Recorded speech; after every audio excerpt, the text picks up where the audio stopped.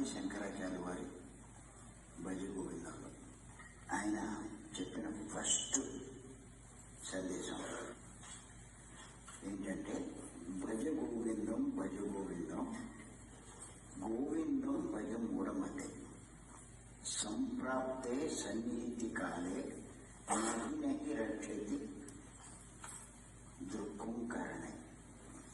ఈ ఒక్క సందేశాన్ని బేస్ చేసుకునే భజ గోవిందం అంతా ఆయన చెప్పడం జరిగింది. దీని తాత్పర్యం ఒక్కసారి రాసుకుంటున్నాను.